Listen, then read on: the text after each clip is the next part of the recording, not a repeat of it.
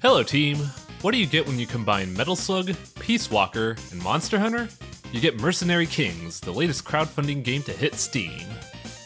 Mercenary Kings is a 2D action platformer that boasts vast gun customization and fast-paced action. After the insidious organization Claw takes over a genetics research facility, the mercenaries codenamed King and Empress must now infiltrate the island facility to stop this terrorist group from conquering the world with genome soldiers hell-bent on anarchy. Missions are doled out in a Peace Walker-style method where you choose the mission you want to take on, then get deployed to a Metal Slug-style combat zone to complete the task at hand. Resources acquired from enemies and bosses can be used to craft the array of gun parts, armor upgrades, and character mods in order to combat the ever-growing forces of Claw. For one of the first generation of crowdfunded games, Mercenary Kings has had a rather rough development history. With the success of the Scott Pilgrim game on PSN and XBLA, Tribute felt confident enough to team up with Paul Robertson again for another arcade-style game.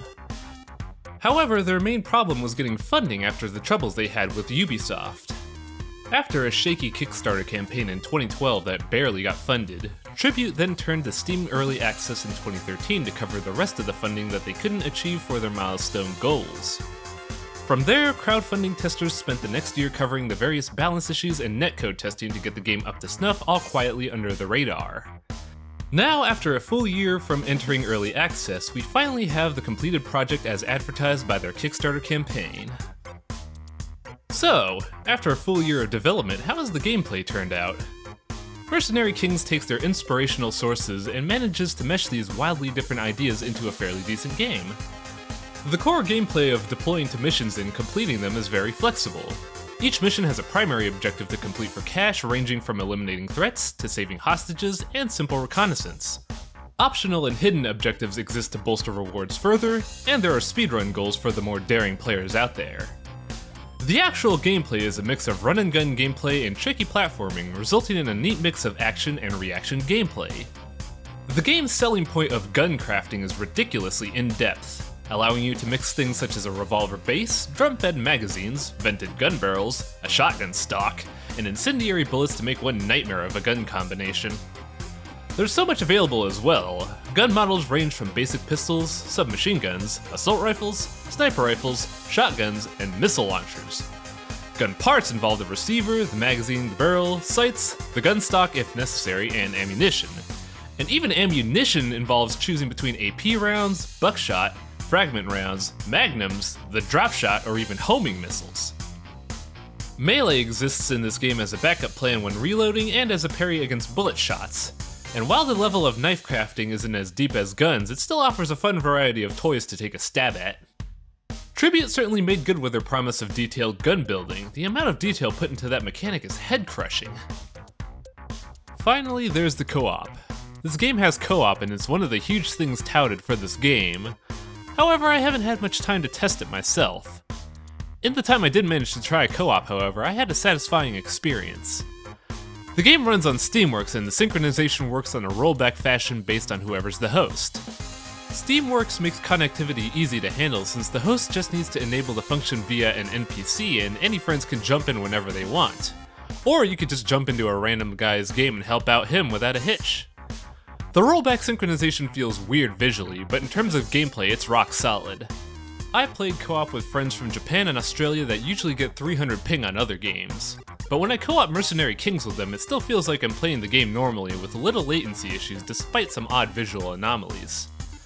As far as I've tested, co-op is rock solid and the average player shouldn't have trouble connecting with his friends or other random players. The gameplay for Mercenary Kings certainly synergizes in a really interesting manner.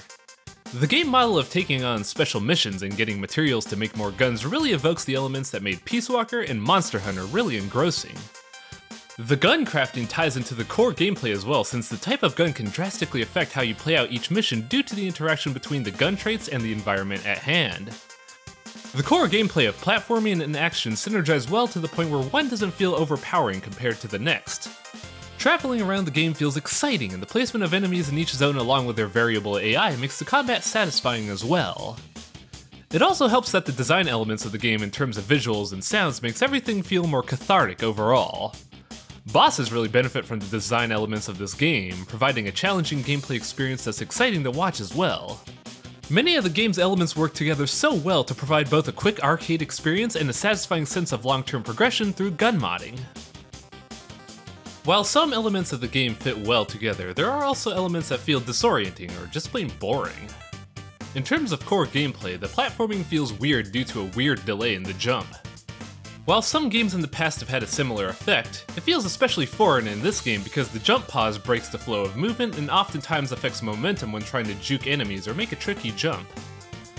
The weight mechanic also tends to bog things down since it directly punishes the vast amount of customization in this game by making you move slower for each sequential mod you put on your gun or even yourself. The game model of arcade shooting meets active questing also kinda shoots itself in the foot. You can only take one mission at a time, and each zone is locked by quest tier progression, so starting out the game often means you'll be revisiting the same areas and spending a lot of time in them. Some quests are also just boring by design, namely any gathering quest. I get what Tribute's trying to go for with the Monster Hunter mechanics, but fetch quests as a whole are just unwanted padding that drags down the game. Finally, the gun crafting feels a bit restrictive in nature. In order to actually have a shotgun or rocket launcher, you need to combine like parts to meet a prerequisite form to use that ammo. This limits the imagination immensely since we can't have dumb stuff like an SMG that fires rockets or a Magnum shotgun until much later in the game. Many of the game's flaws seem to revolve around trying to keep the game around longer to make the gun crafting feel substantial, when really it feels more like padding in the end. Mercenary Kings is presented in a 2D pixel art style. Tribute has had a long-standing positive relationship with Paul Robertson, also known as Mechafetus in some circles, and Paul certainly put his heart and soul into the design of this game. Character designs and animations are insanely detailed, with each character feeling unique and exuding personality by simple idle animations alone. Environments are very lush and alive, with things such as background props passively setting the atmosphere of a level, enemies setting the tones for the zone they're in, and even little alcoves of animals that you could butcher for no tangible reason. Paul also draws heavy inspiration from many of his past animations and seamlessly merges them into the game without them feeling foreign at all. One of my favorites has to be the Violence twins making a stunning return from Kings of Power 4,000,000,000% to become an actual boss. Many other references exist in this game as well, ranging from Resident Evil 4 to Metal Gear, and even Alien in a loose sense. And these references feel well integrated into the game rather than sticking out like a sore thumb. The music in this game evokes a very action game feeling and sets the tempo well when you're doing different missions or exploring different areas of the game. The writing in this game is fairly interesting. It's simple by nature and is riddled with action tropes, but there's a bunch of dialogue in the game and it's overall very charming and quirky by nature. Characters like the spy with his unusually verbose nature, and the dog mascot of the Revolutionary Army using a translator feel campy but in a very lighthearted and fun fashion. The design choices of this game show that Tribute and Mechafetus both have a blazing passion for video games, and every detail put into this game was a well-crafted love letter to those who were around to enjoy the classic arcade experience of the old days. The game engine for Mercenary Kings is fairly well done. The game doesn't use much processor or memory power, and the hard drive space needed is a paltry 200 megabytes. The game only supports 360 controllers and keyboard mouse. PS3 controllers will need the Motion Joy program to be recognized by the game. The options menu is rather bare bones, only offering music and sound options and a full screen toggle but no actual resolutions to work with. The base resolution of the game is fairly large, but somewhat obtuse at 1440 by 810. Due to the nature of pixel art, however, upscaling really doesn't detract from the visuals of the game. The game runs very well for the most part, but rarely I encounter a strange stutter with the game that's quick but very distinct. Despite these slight hookups, it's a very stable game that hasn't crashed for me yet. Despite some slight design faux pas, Mercenary Kings has somewhat restored my faith in the crowdfunding game model. Sure, it had a rocky start and short development time, but Tribute took these dire circumstances and put their everything into making a fine product. If you could get past the really slow beginning stage, then the game really opens up into something exciting and entertaining to play. It's no king of gaming, but Mercenary Kings was certainly a noble undertaking and a great addition to Tribute's track record.